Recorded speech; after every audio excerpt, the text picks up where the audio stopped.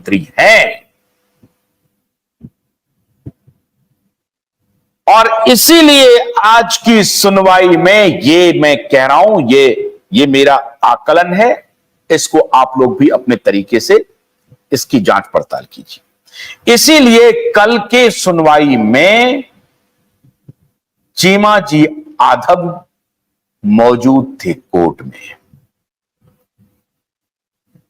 कि अगर कोर्ट में सुनवाई हो गई और कोर्ट ने कहा एसआईटी को कुछ करने के लिए, तो बिजली की रफ्तार से एसआईटी काम करेगी। और एसआईटी अभी होम मिनिस्ट्री महाराष्ट्र के अधीन है।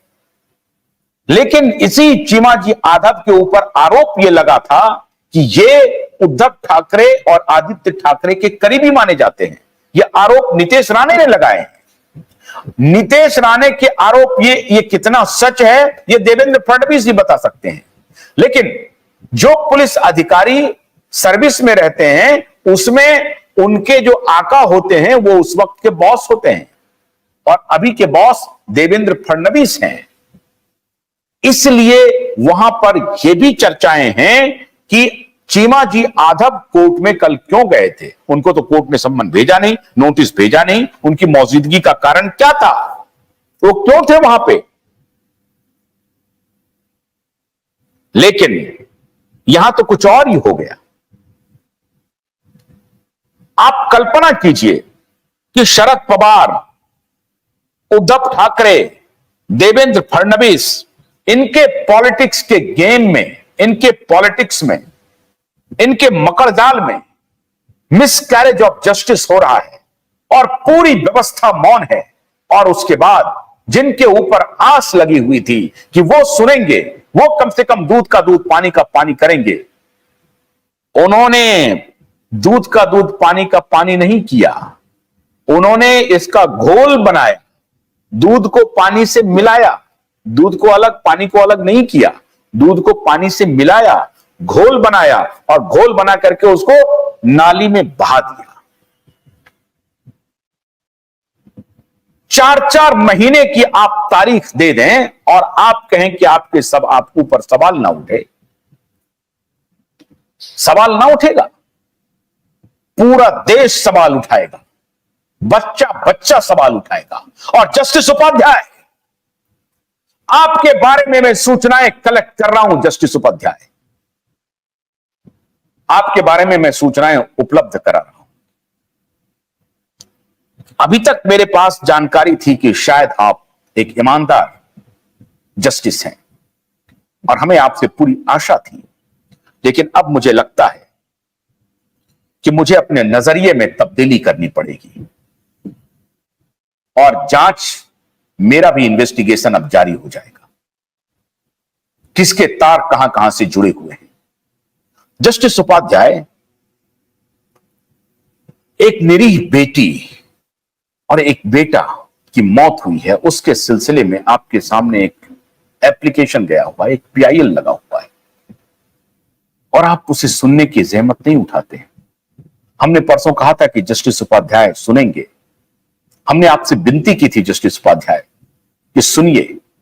पहले 40-50 नंबर पर मैटर होता था तो निराश हो जाते थे, 12 नंबर पर मैटर आया तो खुश हो गए, और ऐसा लगा कि शायद आप न्याय दिलाने की तरफ बढ़ रहे हैं। लेकिन आपने ये क्या किया जस्टिस उपाध्याय, 4 महीने मुलतवी कर दिया। 4 महीने के बाद आप ये सोच रहे हैं कि लड़ने वाला हिम्मत हार जाए। और आज मैं देख रहा हूं रिया चक्रवर्ती को सपोर्ट करने वाले, रिया चक्रवर्ती पॉडकास्ट कर रही है, रिया चक्रवर्ती विदेश घूम रही है, रिया चक्रवर्ती नए नए यार बना रही है, दोस्त बना रही है। ऐसा मिसकैरेज ऑफ जस्टिस होगा जस्टिस उपाध्याय? यह सवाल सिर्फ आपसे है जस्टिस उपाध्याय। और मैं समझता हूं कि आप न्याय के गला घोटने के जिम्मेदार हैं जस्टिस उपाध्याय। मैं आपको चुनौती देता हूं justice Upadhyay, send me the contempt notice.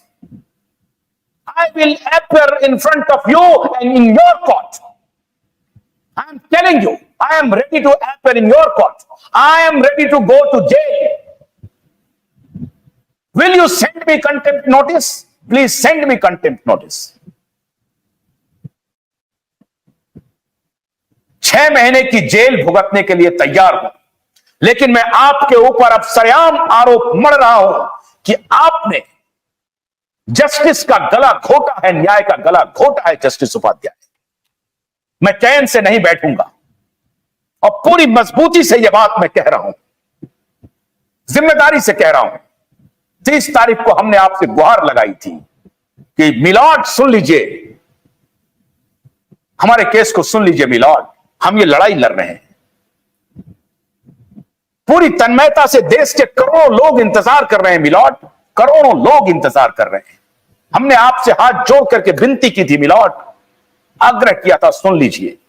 आप सुने तक नहीं, सुनते कोई बात नहीं।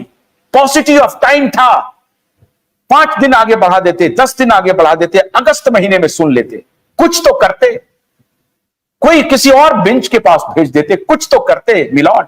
कुछ नहीं किया आपने। भोलानाथ के 2-in-1 बैटरी ऑपरेटेड हार्वेस्टर कम ब्रश कटर के साथ ट्रॉली अतिरिक्त लागत पर उपलब्ध है।